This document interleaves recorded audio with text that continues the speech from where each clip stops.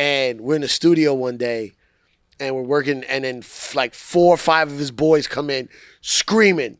They rush in the studio, and they're like, yo, so-and-so just got shot. We got it. I go, wait, hold on. I'm going to step out. I'm going to step out. I don't want to hear anything. Tickets are on sale for KFC Radio Live. Click the link in the bio. Get yours. Come out and hang with the boys. All right. Time to do it. This is an interview we've been waiting to do for a long time now. Schedule's finally matched up. Yes. We got Cipha Sounds in the building. Very famous in New York. Very famous in New York. Tell them. Tell the people. Very famous in New York.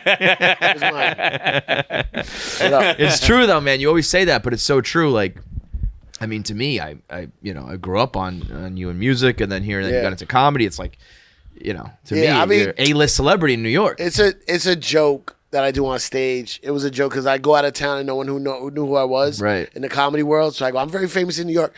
The second half of that sentence is to a small group of people. You know what I mean? Like, if you're a 40-year-old hip-hop fan, you're going crazy. Literally exactly it. I'm a 40-year-old hip-hop fan. In my head, I can't just, Cipha, don't get gas. Like in my head over and over and over again my whole life. You're like a 22-year-old barista. You're like, who the fuck? But I do feel like you are making your like you're having a whole second career in comedy that I think there's probably a lot of people who know you as a comedian first, not a DJ.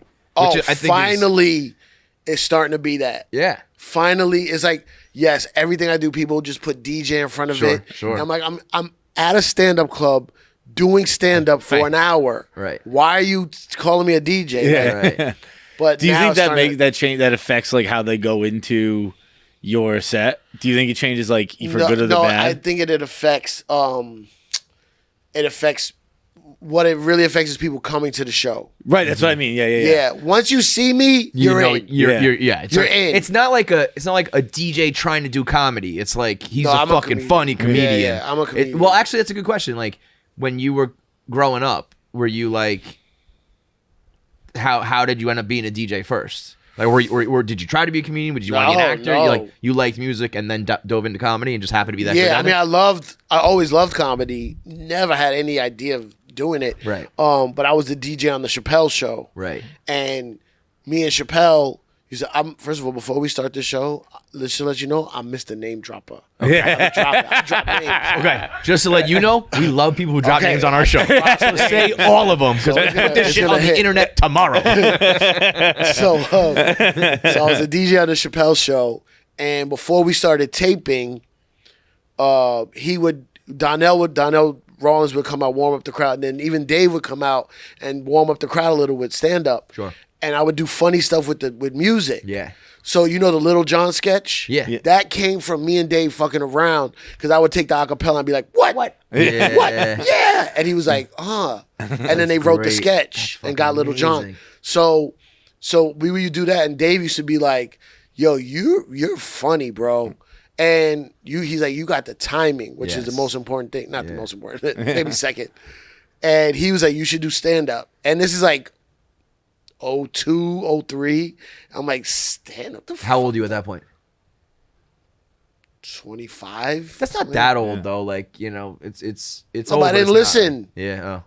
I should have did it. I should have started right then. there. So when did you start that? So I started producing a show in 08. I didn't get serious about doing stand-up until 2011. Okay. But still, like, over 10 years. 10 years that you could have under your belt, yeah.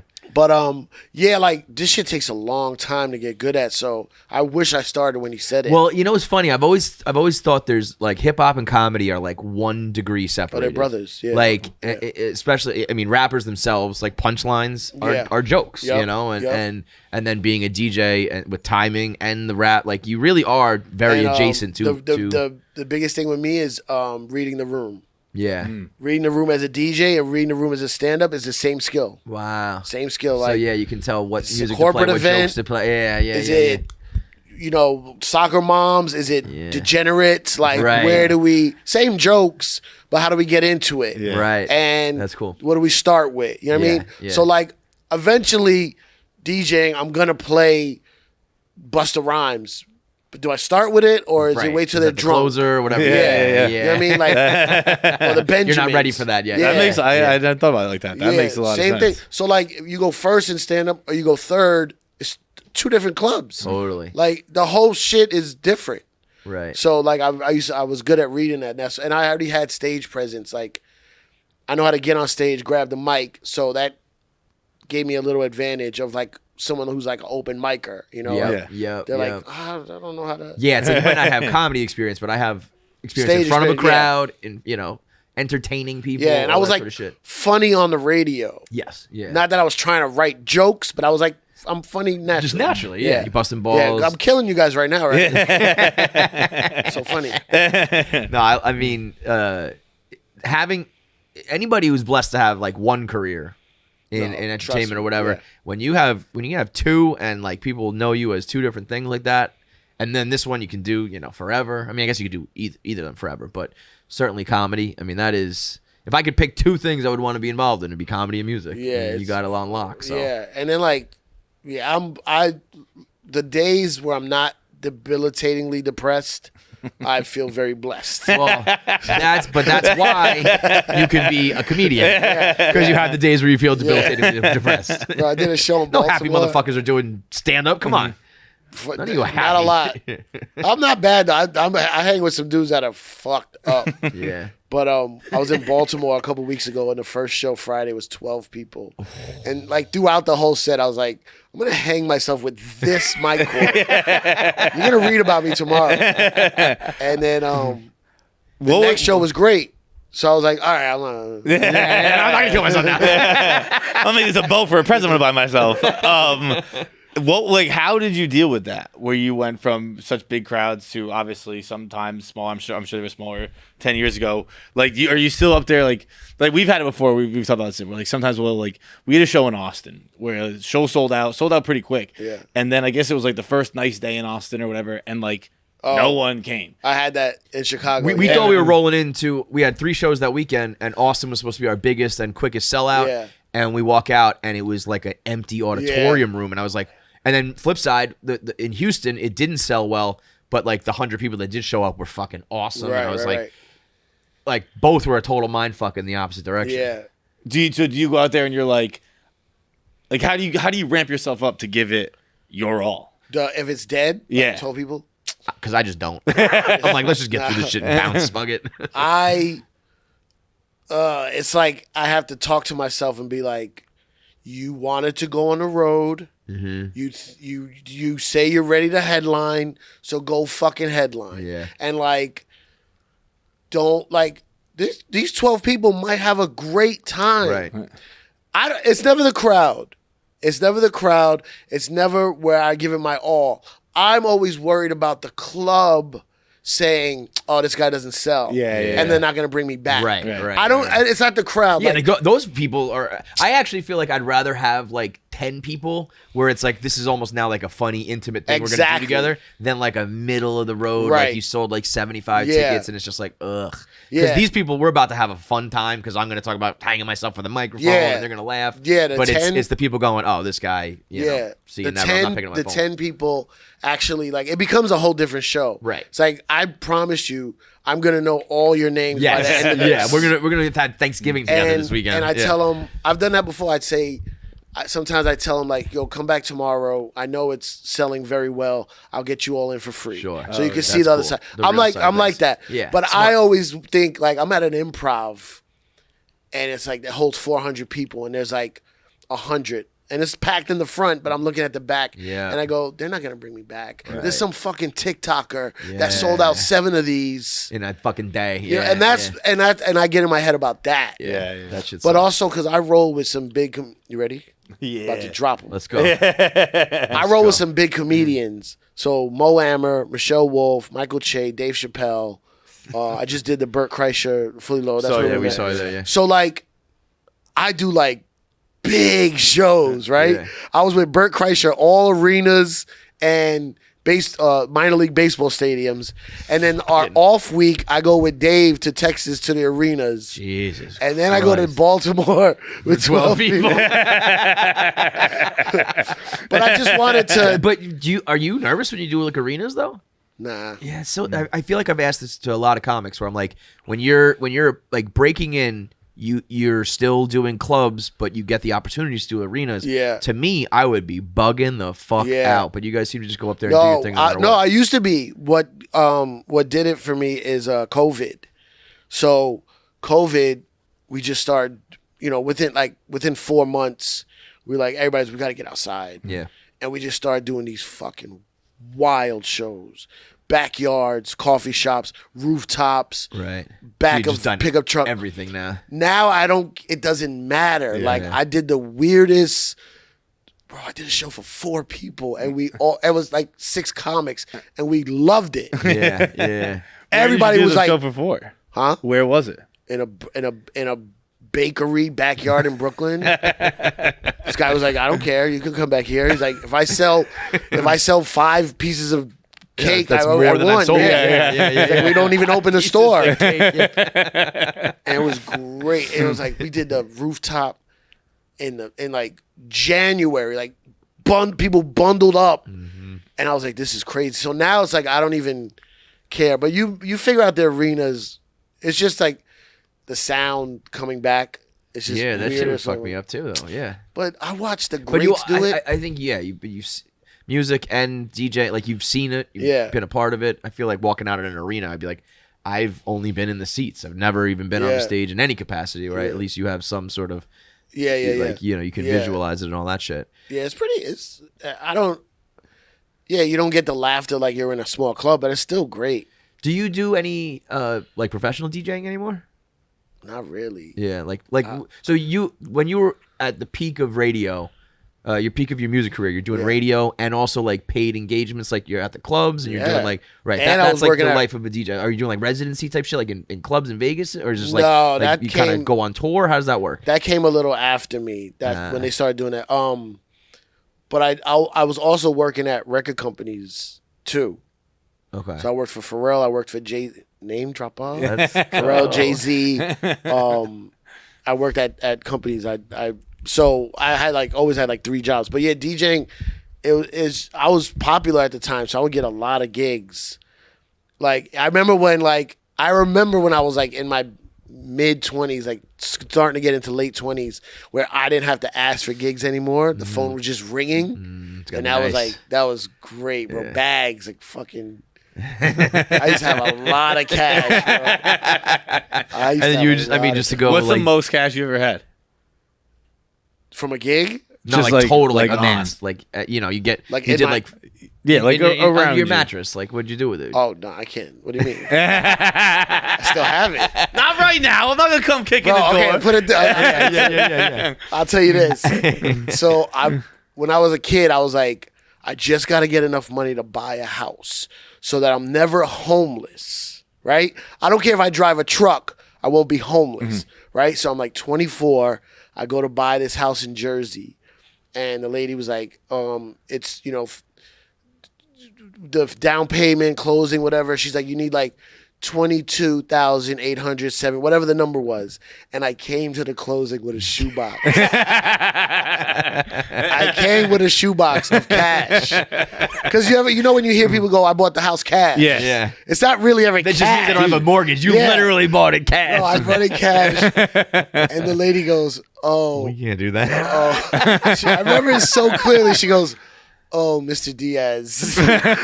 And she walked me into the hallway. She goes, you need a cashier's check. And I was like, oh, I thought you. Dude, I great. just realized that. Yeah. Might shock you, don't own a home. And I just learned that. It's why the Clooney story about when he sold Casamigos and gave all his boys. You ever heard the story? No. He sold Casamigos and had 19 of his friends, I think. 14, something like that. 14, where when he used to couch surf and he's breaking into Hollywood and all that shit, he stayed on people's couches and shit. Yeah. And he called a party for all of his friends to come over one night. And in the lobby of his house, or in the entryway of his house, he had 14 duffel bags there. And everyone had $1 million in it. And his rule was, if someone turns, because a lot of them were famous actors, not a lot, but a good amount of them were rich on their own. And he said, if anyone doesn't take it, then no one gets it. So everyone has to take it. Yeah. And then some guys weren't famous; they just I think I think I'm sure there was some or maybe drivers. I'm sure yeah. it was like Leo DiCaprio. Right. You know? There were some guys who could have been like, no, I appreciate the gesture, but it's all set. That's my dream, bro. Yeah. So, and he said, if anyone how turns, do you get that? How do you get $14 million cash? but that's why I was never that like shocked. I was like, that's because then he had like, I think they all drove home. They all had like armored cars to drive him home and stuff like that. And I was like, that seems like a lot because everyone who ever buys a house is driving around with that kind of money. Like it never struck me like until, bro, I'm talking like weeks ago. Bro, no. I've heard about people buying $1 million homes in cash. Like, is that I mean, you'd have to go to like fucking, know. Jamie Dimon himself at JP Morgan to get millions of dollars cash. Like, how do you fucking do Bro, it? I had this. I don't even. When does this come out? Is this Tomorrow. Oh fuck. All right, I'll tell you. So my accountant called me and she goes, "What's up with this safe deposit box? You still using this?" And I go, "Maybe. Why?" she goes, "Well, it's by my old apartment and I've moved." And she goes, "Well, you got the re-up for the year." And I go, "Oh, maybe I should take it out of there and move it closer to where I live now." And I was like, "Fuck, how do I?" Because every time I put something in there was like maybe $3,000, $5,000, right. tax-free cash. Right? But now it's all in there. One spot. Yeah. How do I get it out? Then like someone working there is gonna fucking. You gotta walk out with like duffel they don't go in the bags, room. you know? They can't. They don't see you. But you gotta walk out with it. I gotta walk out and like So like in a backpack. yeah, like and then go. I gotta have the other one set up to Ready bring to- it right. ready to go. We gotta be smooth with this, dude. I remember when we first Crazy. when we first. Why am I moved to telling this to you? You got animals watching. how much money do you think's in there? Yeah. Oh, about Someone just Come follows on, Cipha like, now. How much? Yeah, just it's follow. probably like 50,000. That's a lot to have at one I time. know. Get But the bricks bro, truck, and baby. it's old. It's Yeah. old. God, the old Benji, the old for the small Old- faces. Old Benjamin. Still spending money from '88, man. Bro, I thought like I didn't know. This is when I didn't know what I was doing. I'd get DJ gigs, $1,000, and I would always like take my rent out and then save the rest. I was Smart, pretty good man. at saving. Yeah. But now it's just like old money.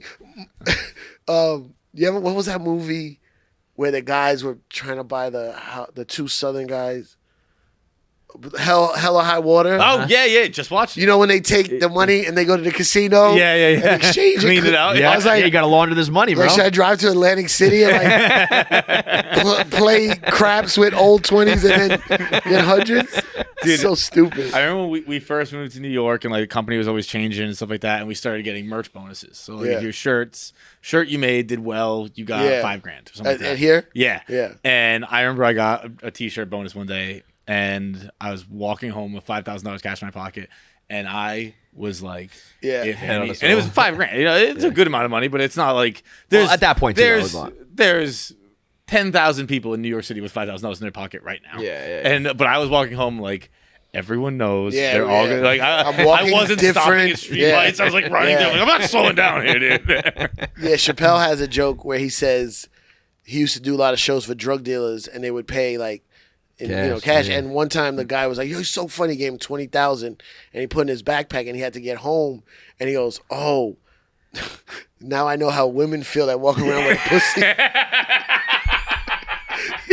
he's like, at least I'm gonna take mine off. It's a great joke, dude. He's like I walking mean, around with all these valuables. bro. I mean, he is. Everybody knows on another level. So you've been. I mean, you. Oh, what was it? Hold on.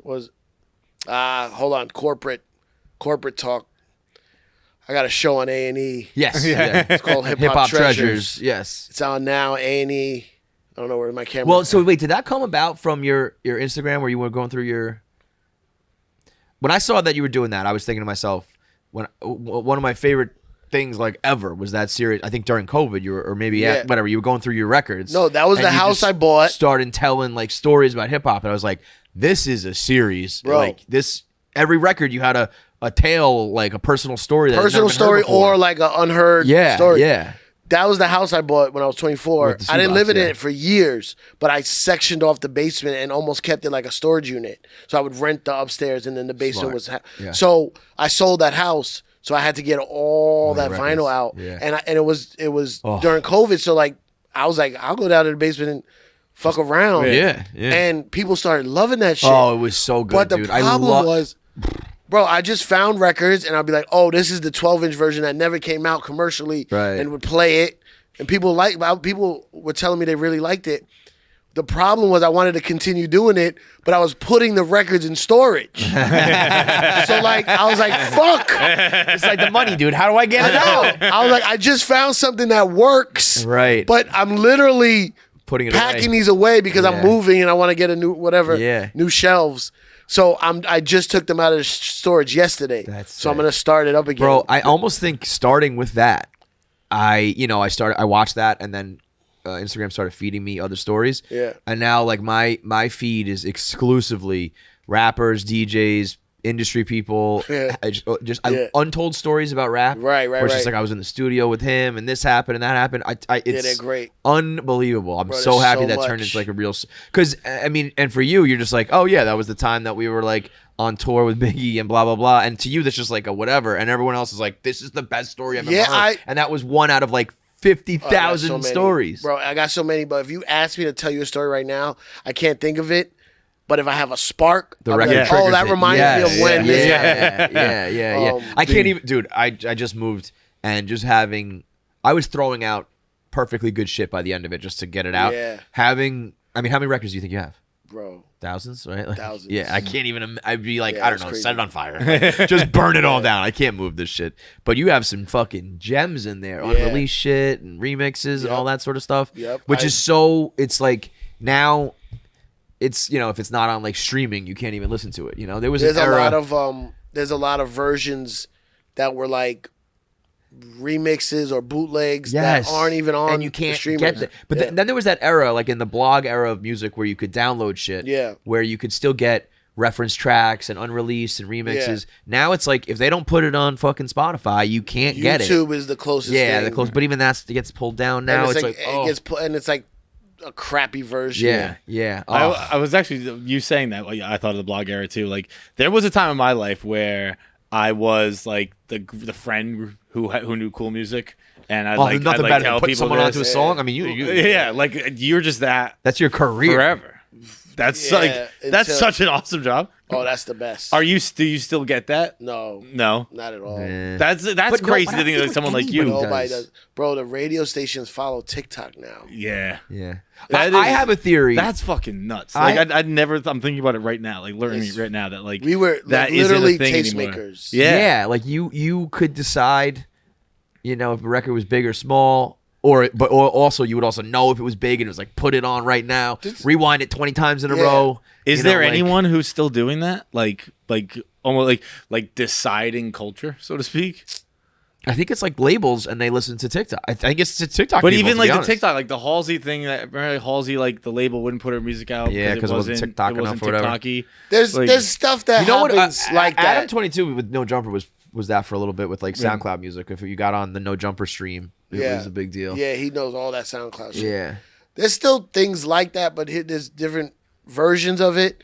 And also, it doesn't have the same impact because everything is so like fractured now. Yeah. So like, if you made it on Hot 97, everyone's listening to that. Like that becomes the record. Now it's like that's why the term music, you listen to that music. That's why broadcast was so powerful, because it was like we're just putting it out to the world, and you might grab it. Now everything is so specific, and you go to the thing you want. Right. Like, as a matter of fact, I don't even like headphones.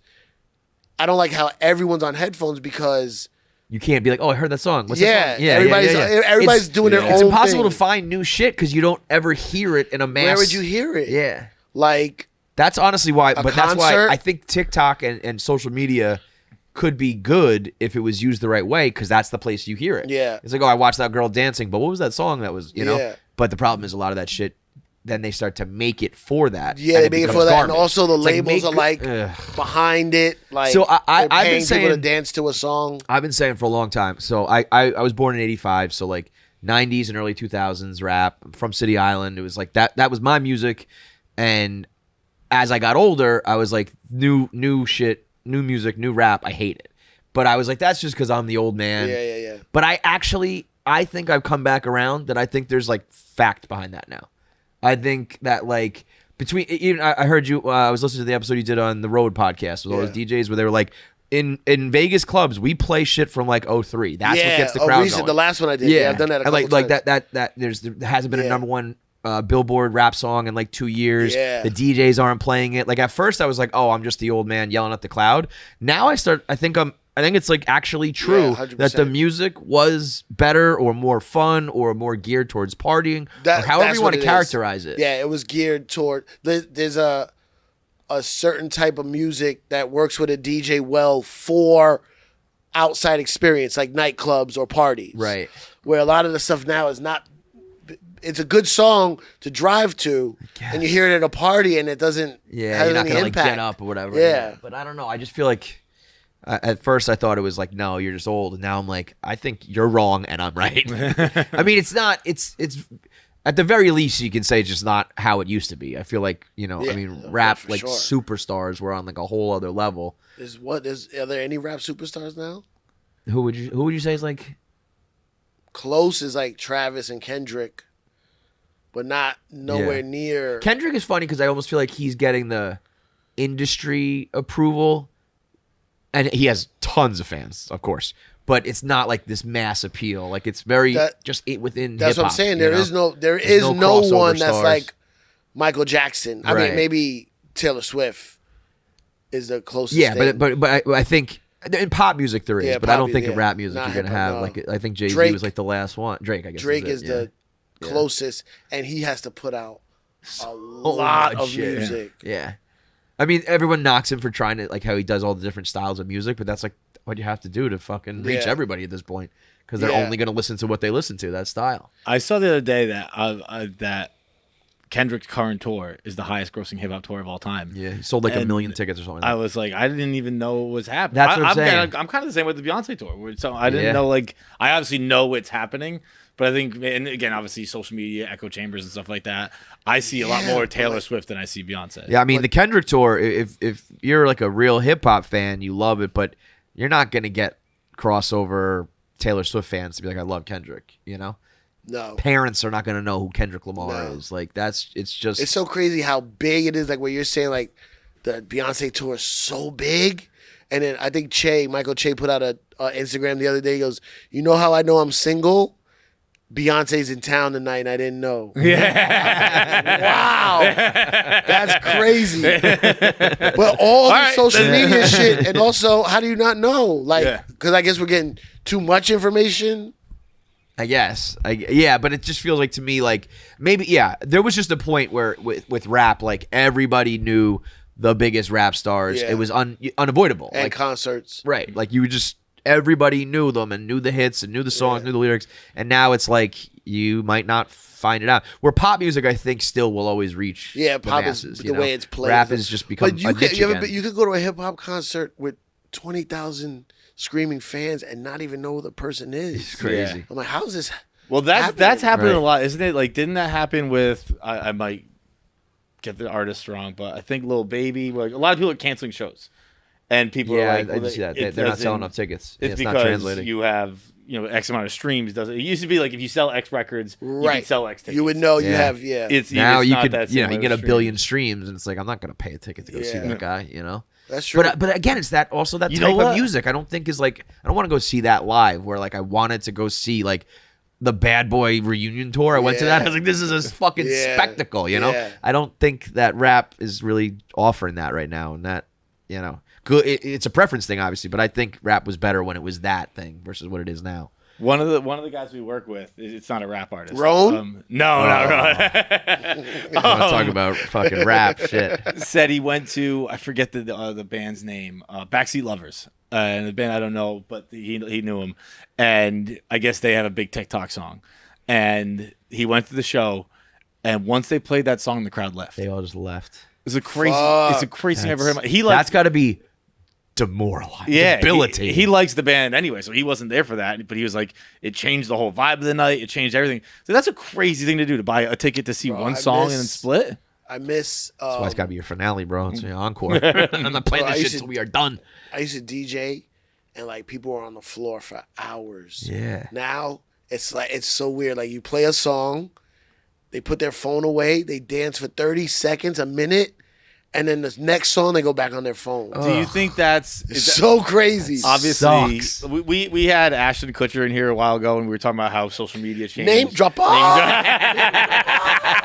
That's a good one. Yo, we can go toe to toe. You That's want a to do good it? one. We can do it too. That's a good one. The only one we probably don't have is Chapelle. We That's got a good one, man. Ashton Kutcher's a good one. And we were talking about, because he was in an article in Hollywood Reporter about how social media ruined Hollywood nightlife. And Hollywood nightlife? Yeah, like LA, like going out, like there's. I always remember this image of this party they describe in that article, and it was like, I forget the name of the bar, but it was like Justin Timberlake was working the door, Prince was sitting in the back drinking water, Beyonce and Destiny's Child were dancing. So that 70s show was in this booth. Kanye and Jay-Z were in this booth, and it was like that was just a regular night, and that all stopped when social media came out. And do you think it like? To what level do you think it affected nightclubs, where it became about bottle service rather than being on the floor and dancing? Oh, well, it's the other way around. Bottle service started the demise, and then social media. Really? You think it was bottle like just because 100%. people just sat there and just like the party just comes to they them? replaced Dance floor? the dance floor with tables. Yeah, we'll do it. Like literally, they were like, people don't pay to get in clubs anymore. Like everyone's a VIP now. Like I'm not playing. You used to have to pay $20 to get in, Right? And then so like the promoter would make money off the door, and the club would make money off the bar. Right. Now everyone let everyone for free, and then the promoter and the club have to work out a Split the deal, deal, for the liquor. So then they were like, well, how do we sell more liquor? And they started selling it by the bottles. And then the dance floor just became sparklers booths, and all that shit. tables, and all that shit. And it ruined. So you watched it like literally like the dance floor was just I gone. watched, bro. I literally. That's I gotta kill remember you. like, I don't even what year, like, whatever. I remember I go, they gotta move those tables. Yeah, were people gonna dance? Yeah, they gotta move. They gotta. But there was like 2. Right. You know, like no, they gotta move those, and then 4, and then 8, and then everything just became that. What would you say was bro, the peak of like your career and like partying in clubs, like that sort of vibe, where people would still like dance and like it was like a record would like fucking blow the roof off a place. So I broke Rihanna in like 05. Name dropper. You can put that one on the board. So like, let me see. So even I say like 2010, 11. It was like because that's like a year as a just a consumer. I would say like that. It was like very noticeable. Yeah. Right. And then, so what I did was when I was on Hot 97, I said, you know, this is when like, oh, you know what? What's the movie with Favreau and Vince? Swingers. What? No, after that, with Columbo in it. What's the movie? Made. Yeah. Okay, Made. They go to a club with Puffy. Yes. That club was on 14th Street. Mark Ronson used to DJ. It was Up and Down. No. It might be now. But... No. It's 14th Street, the other side. Oh. East. Whatever. They say it in the movie. That club was the start of it starting to go like super VIP bottle service. And from there, whatever year that movie came out, I watched it go like more. Every club was trying to be that. And like instead of going big, I used to DJ in the Tunnel, which was 2,500 people on a Sunday night. No booths, no chairs, tables, just 1,000 people on a dance floor. Grimy as fuck. Dude, but as like a teenage white kid in the burbs, hearing about the Tunnel was like, bro, it was crazy. I was like, the Tunnel must be fucking insane. Bro, the same way I would be afraid to go to the Tunnel. The same way you were asking me about doing stand up at an arena, I'll never ever be scared to DJ anywhere because I started in war. I started in a war zone. Did Flex like own that club or he's just like DJ there? It was just like he was the DJ and then later on became the promoter. Got it. He didn't own it though. I remember like and you know obviously there's a certain extent it's just age, but like I remember like I guess I started going to like clubs and stuff like that probably like 2008, and like we would leave, and like you said, like it'd be war, like shirts to be ripped, sweaty. Yeah. I'd have I'd have red stains because someone dumped a drink on me. Like it was you had the ton of like guys, like girls dancing, guys dancing, like people just partying. Yeah. It was not like sit around and look cool. It was not. No. It was like let's fucking. This is my favorite song. Let's get on the dance floor. Sort of shit. But it was also violent. Right. I was gonna say because I also remember the tunnel being like, like you're gonna get shot. Fucking. The cops used to be in front with pages of mugshots. Like this. And they used to, when you're online, they used to go like this. Get the fuck out. And dudes, and then the way, if you ever watched the DMX video for Get At Me Dog, the black and shot white. in the tunnel. Yeah. They show, like, they used to search everybody. They used to make you take your shoes off. They would clack your shoes together. So just to get in? Just to get in. Everybody, or if you were on the if you were everybody. On that. You get your shoes off and clack them together. Yeah, bro. And then fuck out. And then guys would come in. They would walk past the cops, and the cops had mugshots, and they would walk past the cops, and they would go. but so this is my point. Those same guys would then get in the club, have a couple drinks, but if like their favorite song came on, they were like, oh, wow, like just dancing. Because now it's like if you're a tough guy. If you're cool, you're tough. And if you're tough, you're not dancing. You're not partying. But it was still like you could be fucking gangster as shit, but you still were like, that's the new Bad Boy record. Absolutely. Like hands in the air. That's fucking ridiculous. I mean, there was some guys who didn't dance. They'd be more in the back. Yeah. But if you were on the floor, you were dancing. Yeah. For sure. That's great. 100%. And like that is objectively better than what goes on now. Like when people are like, no, you're just old and lame. It's like that's starting to come back. We're talking about the more party. Yeah, this is the bigger party. Yeah. That I don't get. But then the clubs started to get small. It was like, if the clubs are small, how do we make money? But we got to sell this liquor for way more money. Yeah. And then, if you go to a club, if you go like the equivalent of like a One Oak, One Oak, they don't have it anymore, but that kind of club. My buddy right? used to think that was called 10AK. I thought it was 10. He goes, I went to this club that's like 10AK. I was like, what is that 10AK? And I realized you're just saying One Oak wrong. Dumb motherfucker. There's it's like all right, I'm gonna explain this. It's like a play. The whole club is a play for 2 or 3 rich people. Yeah. Right? For them to like consume almost. There's guys whose job it is to, my friend does this. He has a booth. His job is to bring 10 girls. Mm-hmm. He gets 2 free bottles a night, whatever. And there's 4 or 5 of those guys, and they all have girls. And then there's like some oil guy, some tech guy, and everything is like a show for them because they spend $50,000 at the bar. Yeah. So 3 of them is $150,000. Every little drink at the bar is adding up to another $5,000. Yeah. So it's really just about those guys, and then they want to like be with the cool people. And bro, is there anything lamer than buying your friends and being cool? You just what happened to just quite the microcosm for society. Yeah, it really is. And then it's like it really is. The more of those guys come in, the less cool it gets. Yes. And you'll notice there's a promoter, he'll keep that party just to wring it dry of however much he could get, but he starts a new party on another night. Yeah. And then it's all cool.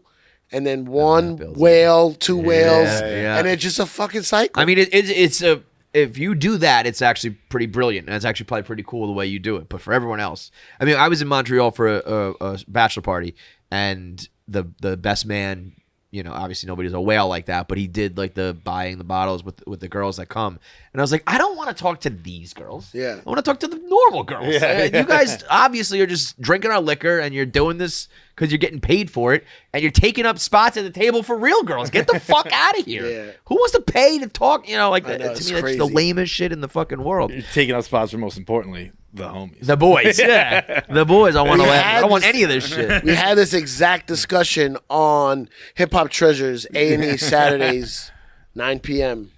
It's a great show about hip hop artifacts and collectibles. Dude, LL Cool J. I am telling you, man. If I come across a video on Instagram like along those lines, I watch it and follow every single time. So like I will be there 9 p.m. Sit down and watch that every fucking. The shows are about us collecting these artifacts, whatever, for the museum. Yeah, bro, that's the show. Right. the stories. Bro, the stories. There was one that got me years and years and years ago. It was a video of when Jay first heard "Dirt Off Your Shoulder," and he's like, oh shit, and that went viral. Like, hear Jay-Z listen to "Dirt Off Your Shoulder" for the first time, and ever since then, I will watch like any video about any rapper, anybody talking anything. Old studio footage, because everyone didn't have a camera back then. That video, I know exactly what you're talking about. There's 3 other beats that Timbaland plays before that, and 2 of those beats became other hit songs for other people. Yeah. But wait, when he plays "Dirt on Your Shoulder" and Jay makes that face, he's like offended by it. Like, this is disgusting. Give it to me. I love it. And Tim's just laughing like I got 10 more to go. Like unbelievable. Those it just does not feel like it's the same anymore. But yes, hip hop treasures. I mean, it takes a lot these days to get. I just gotta say it because the publicist. No, I hear you. But listen, I mean, appointment television is something that's like going away. But something like that, bro, I shot that show. It was a mess. Yeah, I was all over the place. They fly me here, fly me there. We shoot one day with this guy, one day with this guy. We go back to that guy because we had to get a storage unit. I was in my mind. I was like, this is gonna look crazy. And then they put it together. You were just saying off mic, you're like, this is fucking, it came out really good. With the archival footage and the old flyers and the voiceover and I was like, oh, how did they do this? I was there. Bro, we do that a lot here too. I'm like, that wasn't funny. That video sucked. And then they put it together, put the bells and whistles on. I'm like, that's really good. I watched that. I am so not important to this whole process. For real. Yeah. They just like magic happen. For real. You're the face, but it means nothing. But like, where were you flying to? Oh, we did. We were all over New York. Like, are you talking like other like monster acts, or is it like on the show? Yeah. Is it like big names, or is it like smaller like hidden stories and shit like that? No, it's pretty big. Like Naughty by Nature, CeeLo Green from the Goody Mob. Then the first episode was all about Biggie, and that was me. Like I used to DJ for Lil' Kim. But so the first episode, Little C's, Biggie's son, CJ, Biggie's daughter, Tiana, Faith Evans. But like when I was a kid, I'm like, my first job was Lil' Kim, my first real job. And they lived in Biggie's house. So I was in Biggie's house all the time, but he was never there when I was there. Right. He used to piss me the fuck off. Like his cereal bowl would be on the table. Just missed him. And I was like, where's Big? And they're like, oh, he just left. Yeah. He's going to the airport. I was like, ugh. But so like going with C's and talking about all this Biggie stuff was like incredible. But like, it's only an hour show. Yeah. We talked for hours. I feel like I'm sure every genre and every musician has stories, but it just feels like hip hop has like a treasure trove of like. It's just because it's from nothing. Yeah. You come and it's from also nothing. It's still like so new. Even now, the 50th anniversary. It's like for most of our lives, it was still a brand new genre that was like evolving and changing. So it was like. You're truly you're almost still talking about the pioneers of it in the grand scheme of things, Yeah. But those guys back in the 90s and shit were like really doing it for the first time ever. Yeah. I think it's funny, like we're gonna see grandpa rappers for like the first time ever now. Yeah. God, like, if they're lucky enough to survive. There's a lot of grandpa you're seeing guys who are like 60 years old now, and it's like, holy shit. Yeah. These are they're talking about fucking guns, drugs, bitches, money, and now they're like old men. It's like it's funny to see that that evolution because it's the first time it's ever happened. Old men talking about guns and drugs. Well, are they Republicans? You can get that right now. Rapping Republicans, same shit, man. Bro, you know what's funny? Trump supporters and street dudes from Brooklyn are so similar. Anti-vax, anti-government, like, don't touch my money. They're like the same. It's just the race part that's fucking it up. It's a little bit of a big gap there. Race. If they sat down and talked, when during COVID, we had to do comedy shows, and like we would go to the steep South. We just jumped in the car and drove. Yeah. And went to Louisiana, Alabama. I was like, fuck it. We're going to go. First of all, best comedy crowds. Really? Yeah. And then I go on stage right away. Like, it's like Trump. There's Trump flags everywhere, right? And I go on stage. I go, before y'all give me shit, I'm from where your leader is from. He said, show me fucking love, baby. I'm from where your boy. And they would get, this guy's, he's fucking around. And get it right away. Yeah. And then they'd be open. And I would talk, like, afterwards we talk to people.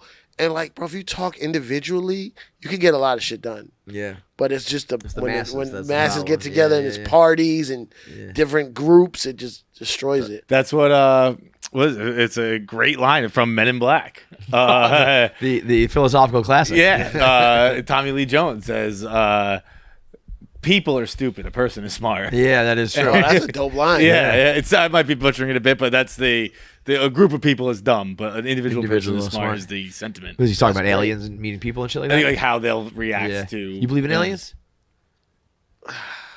Bro, there's proof now. Guys are like, yes, I fucking seen them. Okay, yes, I believe.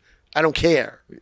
Why do you not care? He doesn't care either. Like, we're talking about all this other shit, and I'm like, who fucking cares? There's aliens. But because...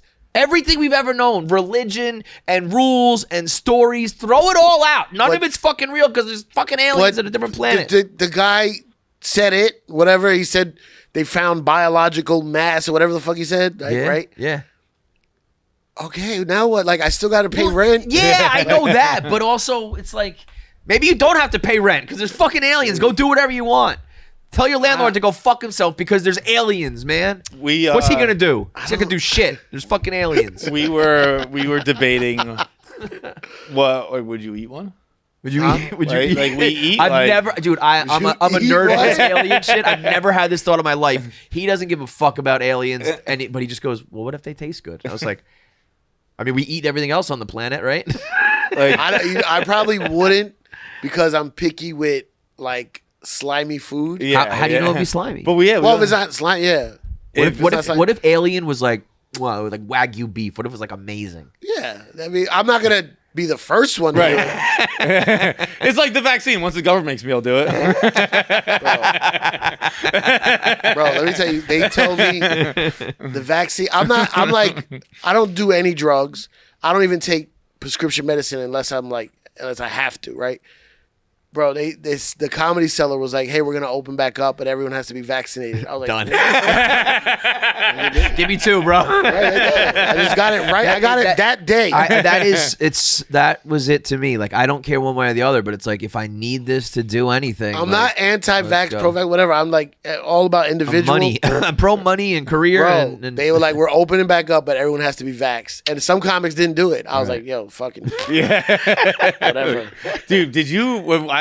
we've talked about it, obviously, ad nauseum. It's the COVID vaccine. But I got mine at the Javits. Dude, they could have done that better. It was like a war zone. It was just literal military everywhere, and then you had to sit there for 20 minutes afterwards to make sure you didn't die. Yeah. But they had just an orchestra playing to, I guess, keep you entertained. What? And I was like, dude, this is the Titanic. That's what's happening right now. Playing as in, there's the military's everywhere, the band's playing right there, and I'm just sitting here waiting to die. This is the orchestra Titanic. playing. Yeah, it was. I'm sure they changed the entertainment. Perhaps they had stand up sometimes. But the day I was there, it was a string quartet just sitting there playing. Wow. While I just sat there waiting to see how I reacted to the medicine. Imagine you're just like, they're just playing. Fucking. What do you think you have better stories from, the comedy world or the hip hop world? Hip hop, just because it's more. I feel like you've got, it's a lot of comedy. A lot of comedy. I mean, you've been rolling with Dave now for what, 20 years? Yeah. Since 02, right? So, yeah, 02. Yeah. Well, since 99, I known him. Right. Yeah, I mean, I got... They also kind of like intertwine. Right. Everything with me, I am hip-hop. Right. Maybe I don't DJ professionally as my main career anymore, but I am still hip-hop 100%. Right. I attack comedy as a hip-hop DJ. That's why I think I'm a little different. When I first started, I was trying to write jokes like Mark Norman or Sam Morril. They're like, they're so dope with the pen. Amazing, yeah. And I was like, don't be. You got to talk like you. Yourself. Yeah. And then that's when I started feeling it. Yeah. Right. But everybody does that, right? You start off like you figure copying out your own style. Yeah. How would Patrice do this? And now I'm like, I don't care how Patrice would do it. I just do it like this. And by no means am I like on their level. No. But I just feel like me. But DJing hip hop. I was around a lot more shit. How old did you start that out? I think I already asked you this, but like, when were you like in DJing professionally, like in the 90s or like? Yeah, by 90. I was on tour with Lil' Kim in 96. So yeah, I mean, you lived. That was like you lived it all. That. Oh, I mean, bro, all of it. And like, I don't the drink. very, very infancy of hip hop, maybe you missed, but like by the time it was fucking cooking, you were. Bro, I don't drink or smoke, so like You never did? No. So like I'm like I remember all of it, and I was like super. You were the like, cop in the corner. Everyone's like, "Don't fucking write this down." I was never a cop, bro. Let me tell you, I was never a cop. I used to be an A&R for this guy named True Life. He was a gangster, and we're in the studio one day. And we're working, and then like 4 or 5 of his boys come in screaming. They rush in the studio, and they're like, "Yo, so-and-so just got shot. We got it." I go, "Wait, hold on. I'm going to step out." I'm going to step out. I don't want to hear anything. Bro, I swear to God. Carry on. Close the door. And they're like, "What?" I go, Please excuse me. I go, "You don't want me to hear this. Yeah, no, plausible I will liability. cave under pressure." I'll be on a podcast and they'll ask for an interesting story. When the cops come to me, all I'm going to say is, "I saw 4 guys run in the room. I don't know what they said." And I can pass a lie detector. Yep. And you know what I mean? I'm out of it. Let me step out. I said straight up. I mean, there's a lot of that though, right? I mean, Bro, you've seen it seen a all. lot of shit. The Tunnel, on tour, all this shit. I mean, you've seen it all. Yeah, but like that one where they were about to start explaining names. And I was like, yo. That's so goddamn. Yeah, I've been in shootouts. And I mean, not towards me, but I've been around shootouts and stuff like in clubs. I remember one club I was in Just Jersey. hit the deck and fucking pray. And You just hit the deck and pray. Bro, I was in I used to have my boy Big Kev. He was my road manager. Big Kev is legendary. He was street essence. Everything about him was the street, and he would see shit. And he'd come to the DJ booth. He's like, "Yo, we out." You would know. I'm in the middle of. I'm in the middle. This is with vinyl days. Yeah. He would just start packing up my vinyl. We out, way. And we had a rule. If Kev said we have to leave, there's no questions allowed until we're on the highway. You know what I mean? Yeah. And then so then it became laptop. We were DJing with our laptops. And he just came to the booth. He's like, "Yo, we out." Shut my laptop, pulled the cord. Doesn't give a fuck that the music stopped. And like nothing was happening yet. But it was about to, yeah. So it would look like, what the fuck just happened? And then it would happen. Yeah. Wow. So one It's a- time, Everyone was It's a pissed the good music guy. stopped. yeah. Bro, Kev said, "Let's go." That's a good guy to have So in your one crew. time it was like a diner in Jersey, but they used to make it a club at night. He comes in the DJ booth. He goes, "Fuck, I'm too late." He grabs me and someone else and pushes us like under the turntables, and gunshots start going, pow, pow, pow.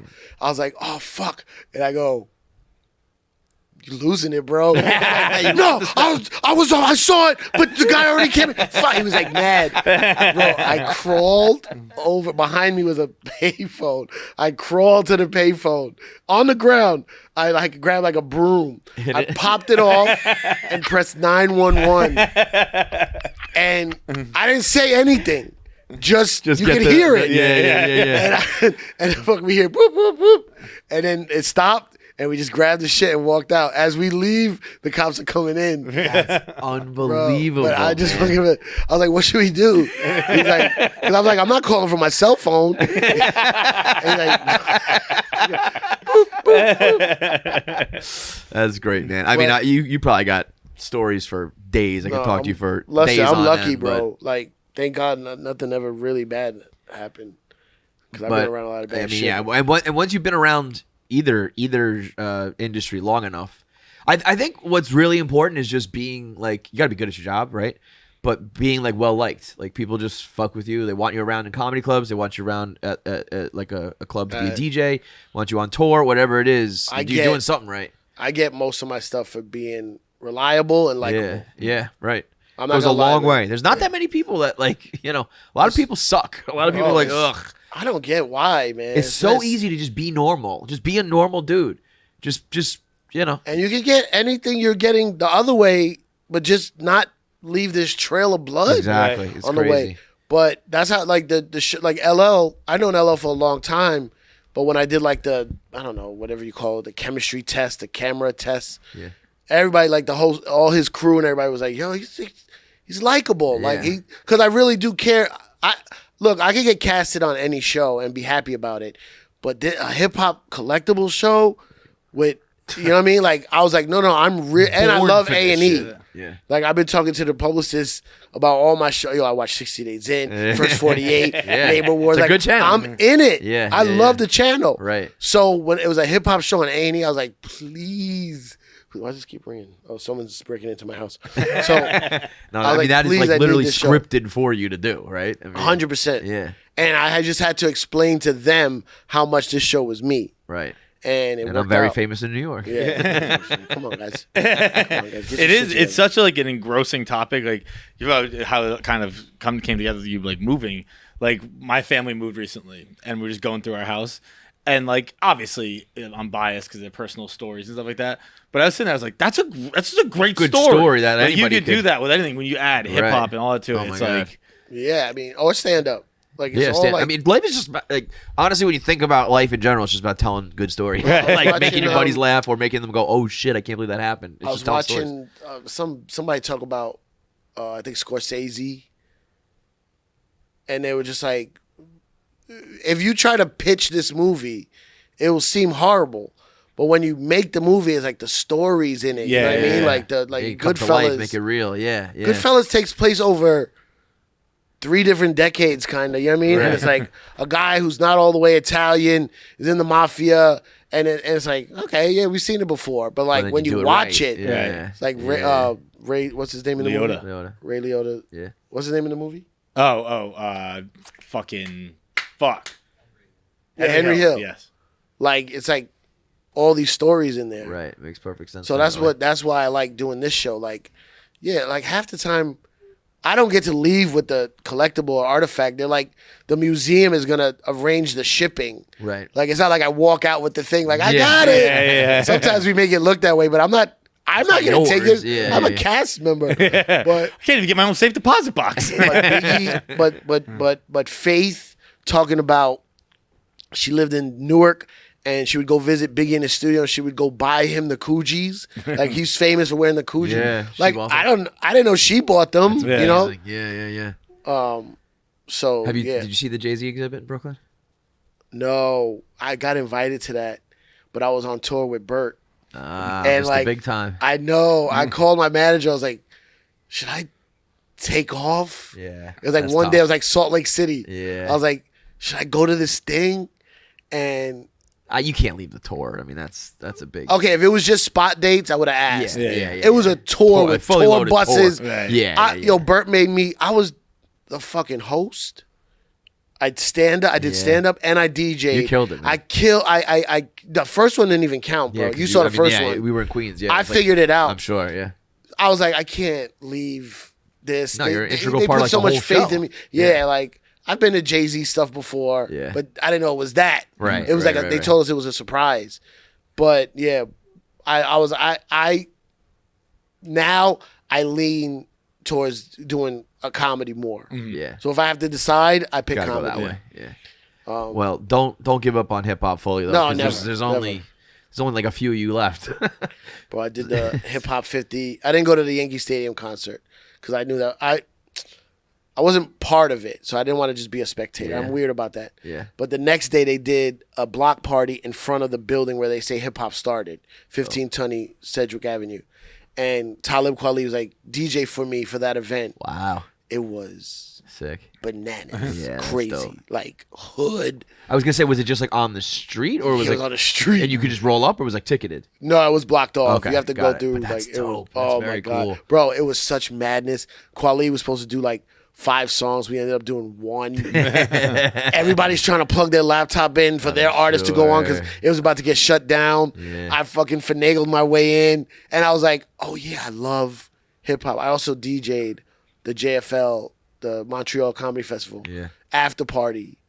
And I was like, whatever. Like they booked me to DJ. I was like, I'll DJ if I can do stand up.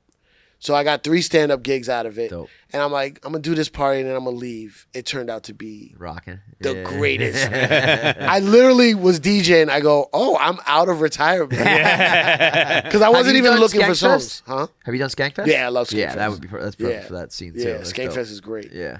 So I was like, I'm out of retirement. Out of retirement. I love it. And I was like, you know what? I called my old manager that still does my DJ stuff. I was like, I'm ready. Back, baby. Yeah. I'm ready. So you think you're going to do some more shit? I think with this show and I think the 50th anniversary. It's been I was a lot just of like, hip-hop I don't want to do talk, parties with new shit. Yeah. But there's a lot of parties with like 90s and 2000s. Bro, and there's a lot of disposable income Yeah. in that demo because I mean that's like a lot of that shit. It's like reunion tours and festivals and shit like that where you know maybe it's an older artist who can't carry a tour anymore, Right. But you get a bunch of people together and you get. I mean that's the sort of shit that people in my demo who love the old hip hop would pay and want to do and love and all that do shit. it a little earlier. Yeah, yo, bro, hip hop for old heads. Let's do it. Earlier, New man. show called Hip Hop for Old Heads. You guys play from like 6 to 9. In Spain, headliners go first. Really? In concerts in Spain, headliners go first. Why does it? And people stick around? Yeah, some people probably leave, but if you love music, you're gonna stay for the openers, which are the closers. So let's do that. Yo, Let's 8 o'clock. do it. Crazy. Listen, Yeah, Rakim is on stage 8 o'clock. Yo, we need that for comedy too. I can't. Chapelle going on stage at 1 a.m. Bro, it's way past my bedtime. Let's go. Those are the worst. Does he? I mean, he just stays up all night. Bro, I thought I was bad. He's a vampire. But he doesn't sleep all day. He's up. He's the first He one just up. keeps going. First one up, bro. You go downstairs, he's already sitting having coffee. Are you just like a made man with him in a sense? Like if he's doing something, are you a part of it? Like you're always like in the. I'm a made man, friendship wise. I'm not on all the shows. Got it. But well, the thing is, it's weird with him. I had to have a talk with him like last month. I go, Dave, like he has a DJ, and I usually do the shows that his DJ can't do, and then I get to do stand up also. Yeah. Right. And I told him a couple months ago, I was like, Dave, you don't only have to call me when Trauma's not here. I also can just do the stand up part. Right. I don't he's have like, to DJ. Oh yeah. So lately I've been doing stuff just stand up. That's great, man. Yeah, but I had to like. Bro, I mean that's say the it. sign that you've made it when the greatest of all time is inviting you to his show to just do stand up. You've officially transitioned all the way over. Let me tell you bro. that attitude I got. There's another opener, right? And I go, and I Say went his name. first. Just say his name, bro. Just say it. No, it doesn't matter. It's just that I went first, and then I was thinking about it. I was like, I've been doing stand up as long as him. Right. Why do I have to always go first? Because they're like, I get little brothered sometimes. Like, Yeah. oh, he's the DJ that's trying to be funny. Right, but they don't come to the cellar every night. Right. See I'm you out there. every single night. Right. If you saw me do a full set, you wouldn't think you're throwing me something. Right. You earned it. Yeah. And then I do these shows with Dave, and that's why he's starting to like, yeah, you can come do so I'm going on the tour with him. I mean, he's coming from Madison Square Garden. Let's go. And then I'm going on tour with him for a few dates. And I think also like him seeing me with like Kreischer. Sure. Like, yeah, you do this without me. Like, you Yeah, can stand on your own too with everybody. Yeah, he's like, oh, you really are out there, you know? Congratulations. Because he doesn't follow. No. I'm at the DC Improv. He doesn't know. Yeah. Right. If But I you see speak the to him, fully he'll- loaded tour, yeah. and That one he saw. real deal, yeah. that was everywhere. I mean that lineup is bananas. No, bro. That's like for this modern era, that's like the greatest fucking lineup of all time. Santino, Mark Norman, Soder, Soder. Gillis, Rosebud. I mean, it's like Jim Norton. Rich Voss. there was nobody you could be like, I'm gonna go get a beer for this one. You know what I mean? Like you don't want to miss a single fucking second of that act. When I went to the Fully Loaded in Queens, I believe it was the night before.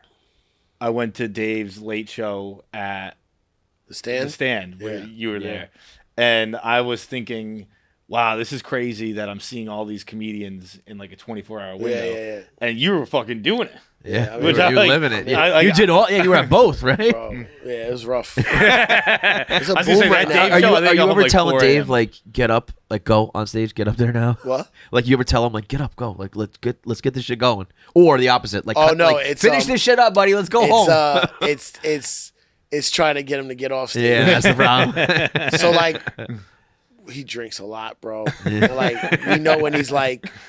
You could tell if he wants to stay up there or if he's like kind of looking for a little out. Yeah. So I'll go back about a DJ thing and like start talking with him and then give him an hour. Yeah. Or like his manager's like, get up there.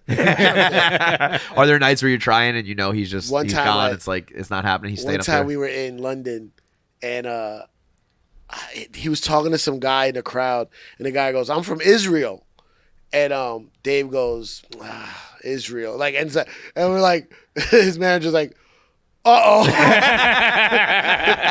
Fuck. We were going to get away out of this night unscathed. But now we're talking he's Israel. like, I love people from Israel, but the politics. And he's like, get up there, get up there. Bro, I go up there and I make a little noise with the turntable. I just go, vert.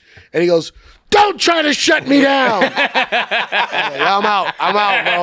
This is your problem. I'm out. That's fucking great. That is unbelievable. He didn't say nothing crazy. Yeah. But he was just like, don't try to shut me. Yeah. Smart man. All right, man. Well, you're also at that Fully Loaded tour responsible for one of my favorite jokes fucking ever, man. What? It was right after the Red Sky shit. And you said, you're like, the Dominicans thought it was free hookah. I was howling. Bro, I forgot. I stopped doing that. Dude, that is so funny. Write that down, please. No, that was, I was laughing. When the smoke came from Canada, the Dominicans outside like, yo, free hookah. I was like laughing for like 10 minutes. Like a new act was up on stage. I was still laughing about that joke. It was fucking great, bro. man. I did that like maybe 5 more times, and I forgot about it. Keep it up. It's so good. If you're from New York, if you got Dominican, it's just so good, man. So congrats, though, man. Two unbelievable careers, bro. Keep it up. So there's no. I thought you guys had fried chicken. Every time, bro. Every Is there time. no fried chicken? It's just my goddamn initials, bro. It's the worst podcast name in existence. I named it fucking 15 years ago. Never thought it was going to be anything, and now everyone's like, does it have to do with the chicken? No, I thought there was. You should have some. We should have some. Now that you say that, you know what? Once fucking KFC sponsors this shit, they're doing other shows at Barstool. I'm like, I have the same name. Spend some money with the podcast, bro. I was about to say they never will, but they do other shows at Barstool. Yes, these motherfuckers. Oh, no, of course they're not. disrespect. They don't say shit like I say, but whatever. I don't know. It's I'm always hearing disrespect. about brand safety. Brand safety. Well, now what's his name bought it back, right? Yeah. Well, yeah. We don't give a shit. It's about convincing the sponsors to. Yeah, to but not now it's care. good. It's grimy again. Let's Yeah, get back it to is. grimy. It does feel grimy again. Bro, It's nice. we're having our own version of shootouts in the crowd. Like internet bullets are flying now. People are talking shit. Everything's getting grimy again. So it's good times, man. All right, we gotta go. But Yeah. when he, your boy, what happened recently at a cold slice of pizza, and they kicked? Did you see that? Nah, Well, he's done so many of them. What it was bro, cold. he's like, talking this shit. pizza's ice cold. The guy goes, hey, do you have permission to shoot on our patio? Oh, that was yeah, classic. yeah. Give him 0.0. Yep. And then those guys, so he like buried that place. And then the Was that the owners- place where the pizza was? Yeah. Yeah. And then the owners of that place, because that was like a manager. The owners reached out. They actually leaned into it. They made shirts that said 0.0. Like Right. And That's and good. then Dave, he went back and gave him like a proper review, and like they played it right, and they like spun it in their favor. It's but that so first time easy around, to play Yeah. it right. right? And I mean that he said to that guy, Dave was like, if you gonna do this because I'm about to bury Yeah. this place. Like he knew it was about to happen. And yeah, you just lean in and apologize and be a little bit funny about it, and next thing you know, it's Bro, all in your if favor. you just humor could save everything. man. Everything. All that Bud Light shit. It's like A well-placed joke would have made that all go away. Go away, man. Yeah, it's That's crazy. all. Whatever. That's what we All do. right, Hip Hop Treasures, A&E, A&E. 9 o'clock. 10 o'clock. 10 o'clock. He kept saying 9. That was not. Yeah. Did I 10 say 9 o'clock? Yeah, 10 o'clock. Did I say 9 o'clock before? Yeah, 10 o'clock. Oh, fuck. We'll just edit you in. 10 o'clock. 10 o'clock on Saturdays. Beautiful. A&E, Hip Hop Treasures. Watch it. It's very funny. Thank and you, good. brother. Appreciate it, bro. Man, thank you. All right, big thanks for watching. If you made it through this whole episode, that means you should be subscribed. There's so many of you out there who watch and don't subscribe, so make sure you are a KFC Radio subscriber. Make sure you get all the content when it drops. Click that button now. I have 9 fingers. I'm still subscribed. It's that easy.